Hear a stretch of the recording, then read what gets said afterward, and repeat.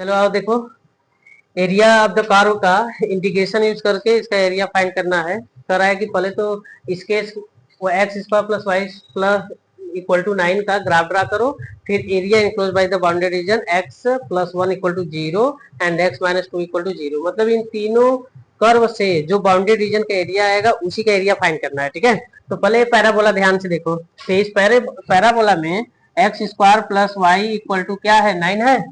यहाँ पर ध्यान से देखो तो एक्स स्क्वायर इक्वल टू ये उस साइड जब ट्रांसफर करेंगे तो 9 माइनस वाई आएगा।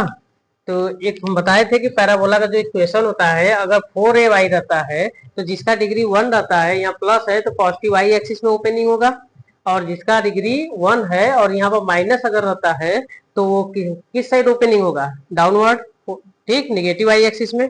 तो यहाँ पर y का कोफिशिएंट देखो माइनस है, इसका डिग्री भी 1 है, तो निगेटिव वाई एक्सिस में पैराबोला ओपनिंग होगा।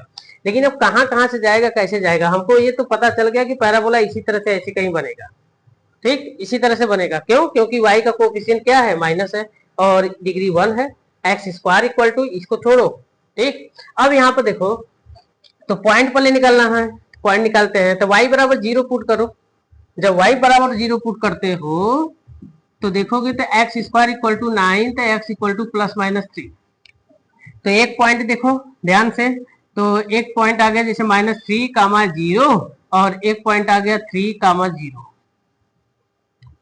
ठीक है, तो इसका ये मतलब कि अगर हम ग्राफ ड्रा करें तो ये हो गया एक्स एक्सिस, ये हो गया वाई एक्सिस, यहाँ पर निगेटिव वाई एक्सिस है और इधर निगेटिव एक्स एक्सिस। -3 कामा 0, तो -3 कामा 0 कहीं इस साइड होगा इधर, और +3 कामा 0 तो +3 कामा कहीं इस साइड होगा। ठीक, ऐसे होगा। अब ग्राफ ड्रा करोगे तो जो भी ग्राफ होगा इस तरह से ऐसे आएगा, ऐसे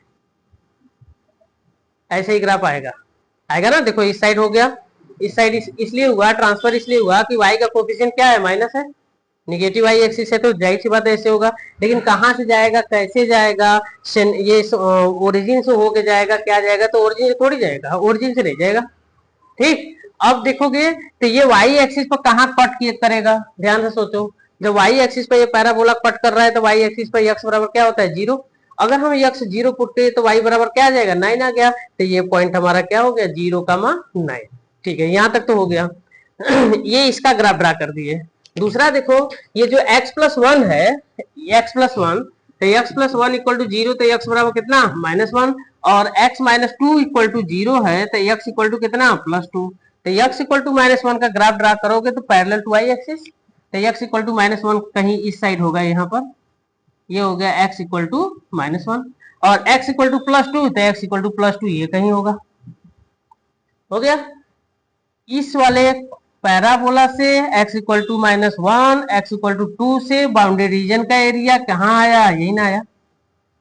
तो इसी का एरिया निकालना है, बाउंडेड रीजन का ये। तो कहाँ से इंटीग्रेट करेंगे, -1 से लेके 2 तक।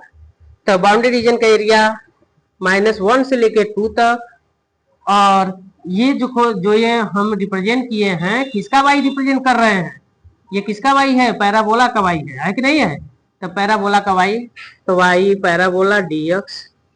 तो यहाँ से y की वैल्यू निकाल लो, फाइंड आउट कर लो तुम। तो यहाँ से y की वैल्यू फाइंड आउट करोगे तो y इक्वल टू कितना आएगा, 9 माइनस एक्स स्क्वायर, यहाँ सब्स्टिट्यूट कर दो। -1 से लेकर 2, 9 माइनस एक्स स्क्वायर dx। अब इसको इंटीग्रेट कर दो।